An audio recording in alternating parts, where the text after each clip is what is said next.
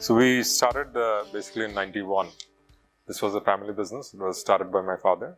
So when we started off, we started with a 1,500 people factory, mainly in woven bottoms. And then ever since that, we have grown the business quite a bit actually. And today we employ 26,000 people, and we have a diversified product portfolio.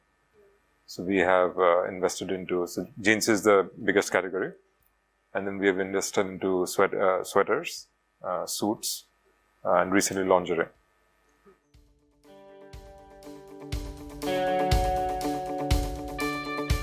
So ever since I took over the business, actually, I wanted to put a formal structure to it. And then I had to bring some talents in. So I started off there, and then we wanted to put in a professional management. So from the beginning, we actually put like the right people in the factories. All the factories today are run by CEOs or CEOs. We have proper CFOs in place, proper professional environment in all the factories.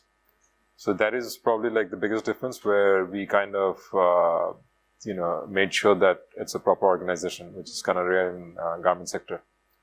We also invested in technology. We've actually spent a lot in the infrastructure, and today I think all the 7 factories that we have in Bangladesh is all state-of-the-art facilities. So we have, we can proudly say that we have one of the best denim factories.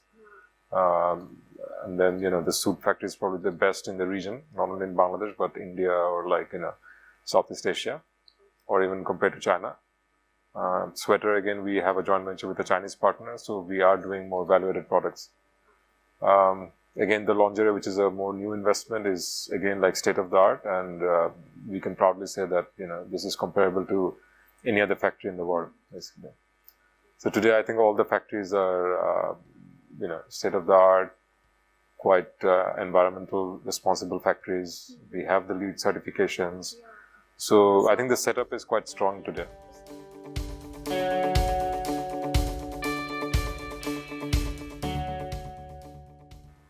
I think the environmental side of sustainability is more to do with our responsibility in terms of reducing the carbon footprint, in terms of reducing the use of water, the chemicals. So we produce a lot of denim, for example. We wash a lot of denim.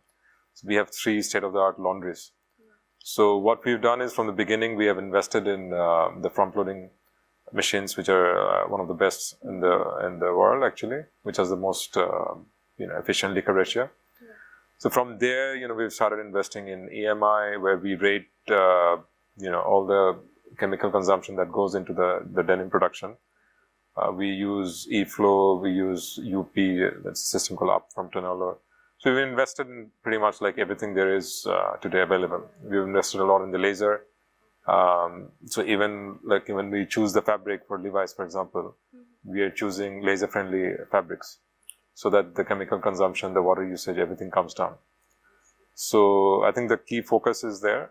And then when we're building the factories, we of course go with the guidelines where so we either go for LEED or EDGE from IFC, or some standards where, from the beginning we can be accountable for the infrastructure that we build. I think going forward, beyond this, we are looking at circularity, which is like a big thing in the industry now.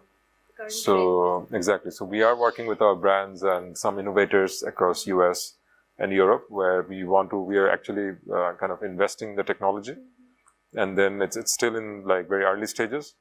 But I think our goal is to kind of get into any manufacturing which is responsible and involved in circular production.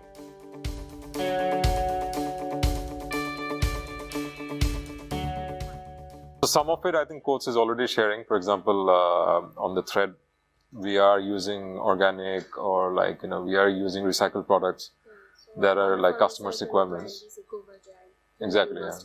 We're already using that, I think, for H&M and other customers. Yeah. So we are the pioneering here. Yeah. Exactly. And I think Coats have also invested in some technology, which are Fast React and GSD. So we have all the softwares in place. Again, like anything that helps in improving efficiency, whether it's material, usage or production, I think this will be a contribution for the industry in terms of sustainability.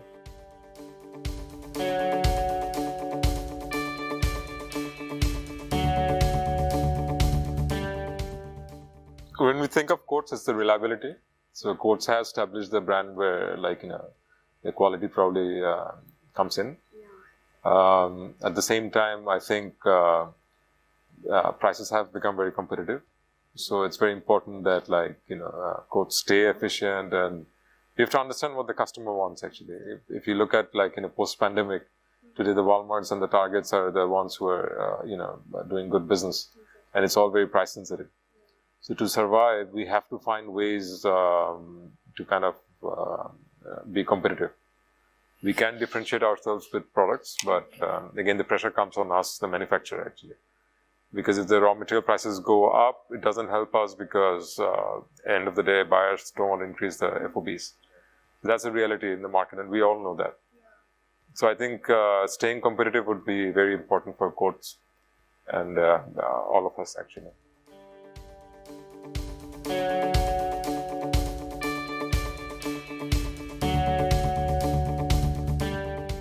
So one is product diversification. So I think Bangladesh is very reliant on certain product categories. And we did go up to $34 billion, which came down last year during the pandemic. But I think there's a lot of growth opportunities beyond the products that we are producing today. So we could actually look at China and see what they are big in, where Bangladesh is not producing, like the man-made fibers and product categories which are not built in Bangladesh. So I think investment in those products would be very important, and the backward integration has to be done actually, because at the end of the day, it's all about the speed and the reaction time to the market. And I think now Bangladesh has the opportunity because there are a lot of economic zones that are coming up.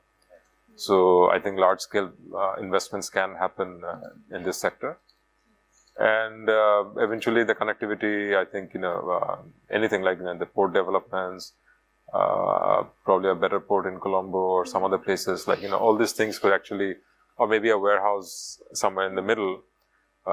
Anything that can improve our supply chain lead time would probably be helpful.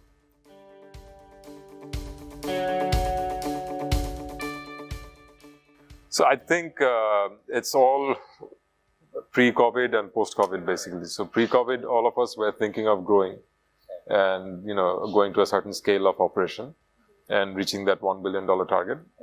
But I think the COVID has made us realize that how vulnerable this industry is actually, right? So I think now the focus has to be there on efficiency and again on improving the bottom line.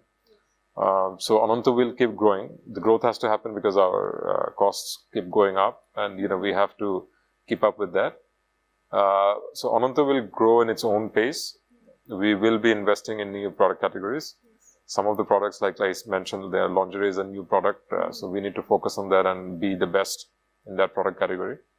So immediate goal is to improve the current existing products.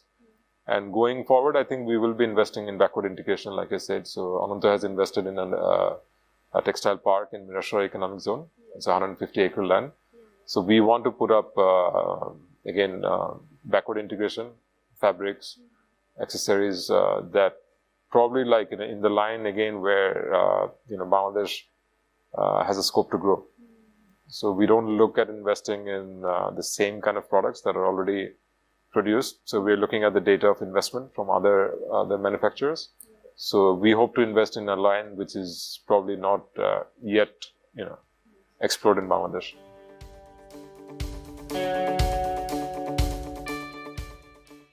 So I've discussed with your senior management many times actually. So Coats has that global reach. So if you look at Bangladesh, we don't really see much of joint ventures happening, right? So for us, like, we've got very good joint venture experiences. So I think Coats can help us reach out to, very good manufacturers worldwide.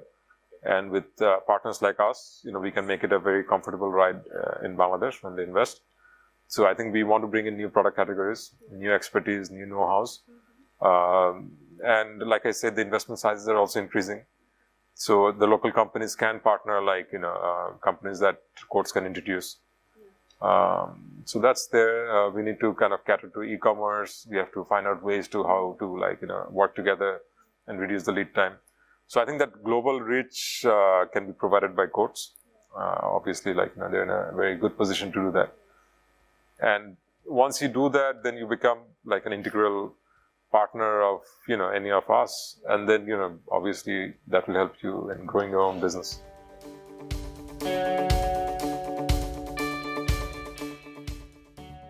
Quotes by us, like, by our understanding is like, we use it for customers which pay us a little bit better, or customers where we can afford, like, better thread quality. Again, product categories which has more more breakages, or, like, so areas where we can improve the productivity. Yeah, so that's what I'm saying. So I think, we still see Coats as a reliable supplier for, what we procure.